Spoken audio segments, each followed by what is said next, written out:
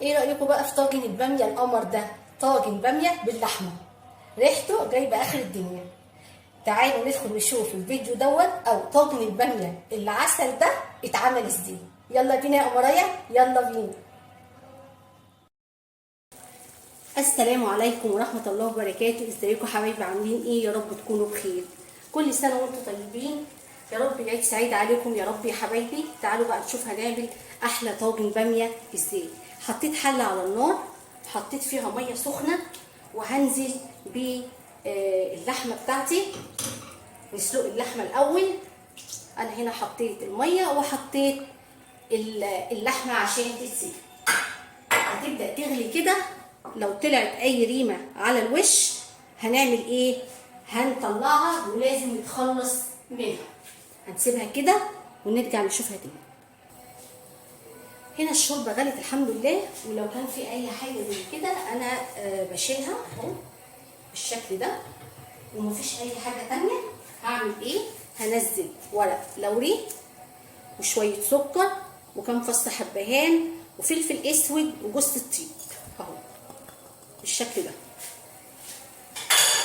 وهتنزلي ايه تاني يا لولو؟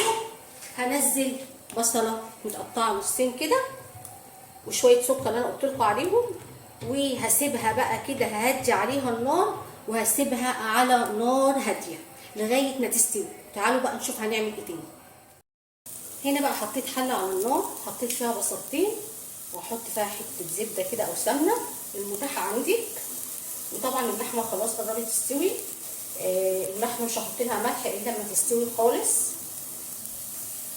هنا حطيت حته سمنه وبصلايه وهشوحها كده في قلب الحله.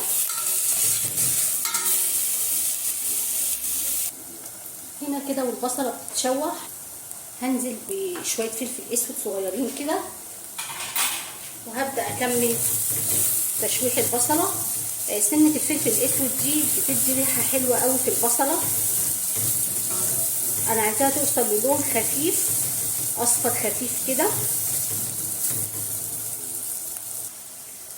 هنا وصلت للون اصفر خفيف. هنزل بقى بحته تومه كده وحته فلفل احمر بارد بقى حار زي ما انت عايزه. واحط بقى رشه كزبره في المرحله دي اهو، حبه كزبره مش كتير قوي. وهتقلبي الكلام الحلو ده كده في قلب بعض. اول ما تشمي بقى ريحه التومه الحلوه دي هتنزلي بايه؟ هتنزلي بالباميه اهو. بصوا، اول ما اشم ريحه التوم كده خلاص ريحه التوم طلعت اهي. هبدا انزل بايه؟ بالباميه. ادي الباميه بتاعتي اهي، غسلاها وسبتها تنشف وبعد كده قمعتها بالشكل ده. هنزل بقى على البصله الحلوه، ودي حته الفلفل ده قرن فلفل خدته نص وقطعته كده في البصله بيدي ريحه حلوه. وده القرن ده هشوحه معاها بالشكل ده. وهشوح بقى الباميه بتاعتي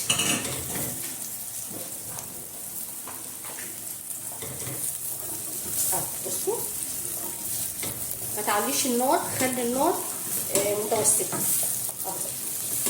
التشويحه دي بتخلي الباميه مهما قعدت معاكي يوم 2 3 عمرها ما تتهري منك.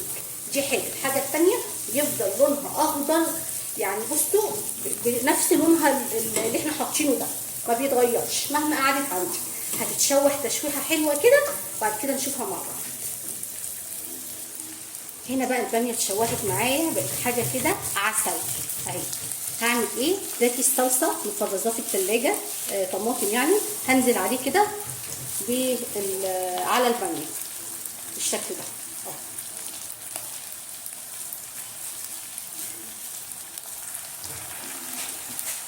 وهقلبها بقى كويس كده. الصلصه دلوقتي هتفك بس كده بقى. في المرحله دي لو انت عندك الصلصه بتاعتك او الطماطم بتاعتك كده متلجه، هدي النار اهو. هتفك معايا بعد كده هنشوفها هنزود ايه او هنعمل ايه. هنا بقى هنزل بكوبايه من الشوربه اللي احنا عملناها اهو، شويه يعني مش كتير اهو. والطماطم بقى هتكمل بقى ان هي تفك براحتها مع الشوربه اهو. هزود كمان شويه اهو بالشكل ده. هنا بقى في المرحله دي انا الشوربه اللحمه استوت وحيقتها، فهنا كده هزود شويه ملح وهزود شويه توم نايم في المرحله دي عشان تشمي بقى الريحه، مش قادره اقول لك. هنا هزود شويه ملح كده مش كتير اهي بس كده، وهزود شويه سكر عشان الحموضه بتاعت الطماطم، وهزود نص معلقه الثوم الني. وهتزودي ايه تاني يا لولو هقول لك. هنا بقى هزود مكعب ماجي، ده اختياري، عايزه تحطيه حطيه، مش عايزه تحطيه براحتك. انا بحبه احطه بيدي طعم الشوربه طعم الاكل حلو جدا، بيخليه طعمه مسكر وحلو قوي. دلوقتي هي كده هسيبها تستوي، يبقى كده فاضل لها حوالي 10 دقايق وبعد كده هقول لكم هنعمل ايه. هنا بقى نشوف الباميه بتاعتنا. بسم الله الرحمن الرحيم. بصوا حاجه كده عسل ريحتها بصراحه قلب الشقه والله العظيم. هي كده خلاص فاضل لها يا دوبك يعني 10 دقايق كده واطفي عليها. هبدا بقى في المرحله دي هنزل اللحمه بتاعتي اهو. هبدا انزل كده اللحمه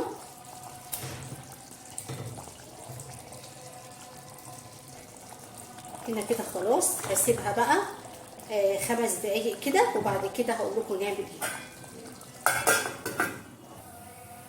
ده كده الطاجن بتاعي هدخله بقى في الفرن حوالي كده 5 دقايق او 7 دقايق ونشوفه مع بعض. وهنا طاجن الباميه بتاعنا خلص. بصوا بسم الله ما شاء الله، ريحته جايبه والله العظيم اخر الدنيا، ريحته رهيبه وطعمه اكيد طبعا تحفه. يا رب يكون فيديو النهارده عجبكم ويكون خفيف على قلبكم، وان شاء الله نتقابل في فيديو جديد. والسلام عليكم ورحمه الله وبركاته.